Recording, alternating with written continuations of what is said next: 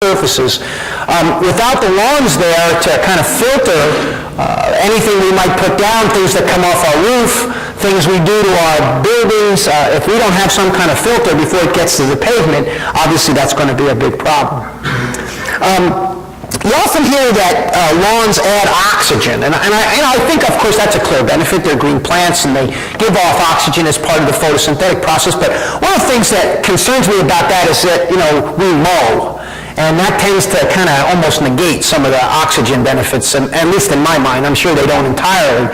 But I mean, if we don't manage our nutrition right, we get surges of growth where we've got to mow 2 and 3 and 4 times a week home lawns if they're over-fertilizing and baling hay. Obviously, that seems to kind of defeat the idea of, the oxygen benefit from having a lawn. So I think it's important to realize and recognize not just the oxygen benefit, but of course, we know a little bit more about carbon sequestration now in turf areas and grassland areas, and I think those things are real. But we also have to, keep in mind that we mow this grass, and I agree with the previous speaker that was saying, we have to be strategic about the way we have lawns. Lawns, where do we want it? Does it have to be a big area?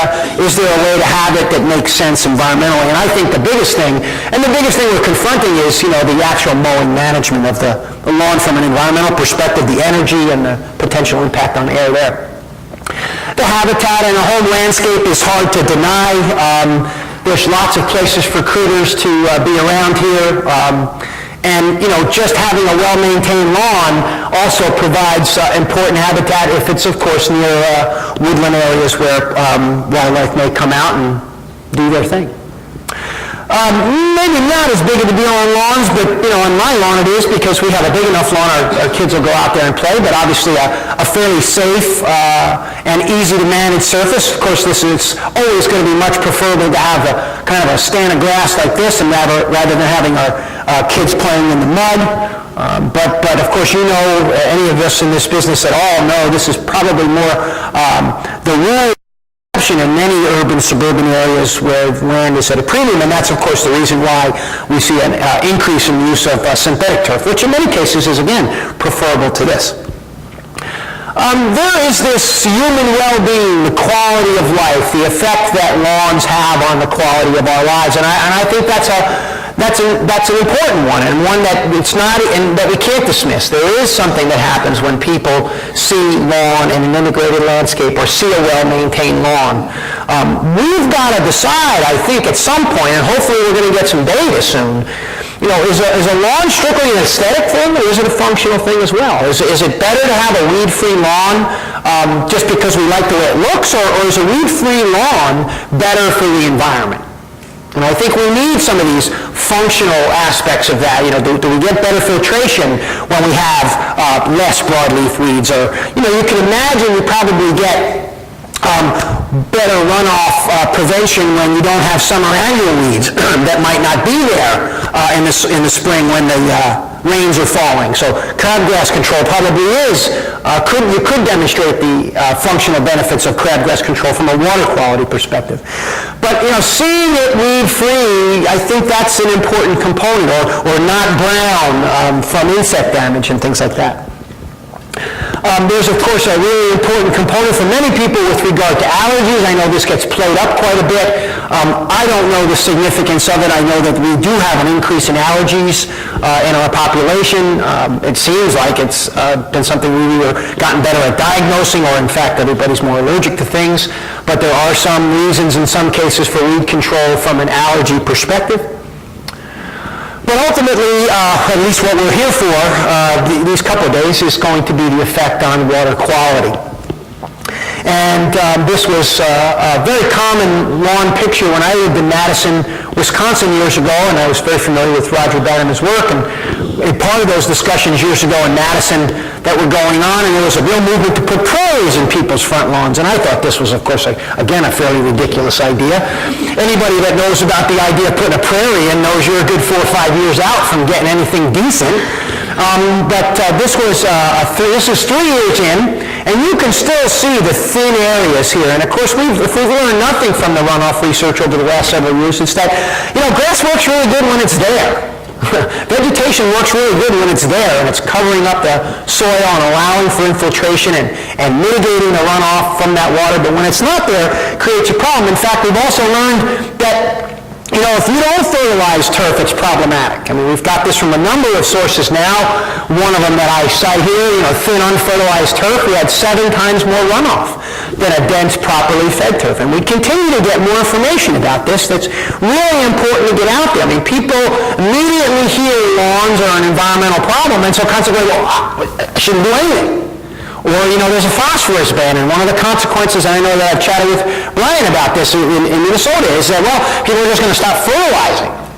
Then the lawns aren't going to get nitrogen, and then they're going to likely get like they are in the back there, and is that going to make an environmental problem that might have been minor relative to the phosphorus contribution from lawns, fertilizing lawns with phosphorus might have made that minor contribution into a major problem because the lawns are thinning out. And I think that's one of the things we've got to work on these couple of days that we're here is, how do we get a message out there that says, you've got to think about what you're doing. Yeah, you got to use a little bit, but if you don't use it properly or you use too much, there's potential for harm. I mean, isn't that the way it is in the rest of our lives? You can have a piece of meat, but you don't need to eat a 96-ounce cut of beef. The catcher's mitt steak they serve in Great Falls, Montana. You finish it and it's free. You can have a piece of meat. You don't have to finish the whole 96 ounces. So I don't know why, for some reason, lawns seem to be separated from all the other common sense things we should be doing in our lives. That, you could be doing these things in moderation and have some really good success with it. We've done a number of publications over the years, our Lawn Care Water Quality Almanac, trying to give people a month-by-month approach to this, trying to tell them that if they live near a storm sewer, and that sewer isn't connected to some kind of water treatment facility, that they might as well live next to a lake. They've got lakefront property if they've got a sewer here that's going to connect to that lake. And we try to teach them that if it gets on the pavement, and it doesn't just have to be what they put on their lawn. I mean, is there dog crapping near the sewer, or is there car spilling oil on the pavement? There's a number of ways we need to manage this conduit system that we put out there, whether it's, through a dense lawn or managing the debris, or, here's a guy with a rotary spreader, spreading the material on the pavement here and on the pavement there to cover a 2-foot wide terrace there. So, there's really, sometimes there's, we're our own worst enemies. That's the surface water. What about the groundwater component? And actually, I see my old friend Art out here, and I still use his data. It's almost as old as you, Art. That's pretty old data now. Years ago, this was Thurston's work. Was this Thurston's work years ago? Yeah. Where they looked at land use and fertilizer types, and this was, of course, this is why Art stopped doing this work. He goes, I don't know what the problem is with lawns. You kind of come along here and you look at corn systems with different fertilizers, look at the nitrate, nitrogen underneath. You notice that when you stick to an organic fertilizer program on a corn system and you don't have grass cover, that in fact some of your nitrate leaching in fact goes up. And we've got one of our speakers here today will talk a little bit about how we're observing a little bit of this over time in lawns now.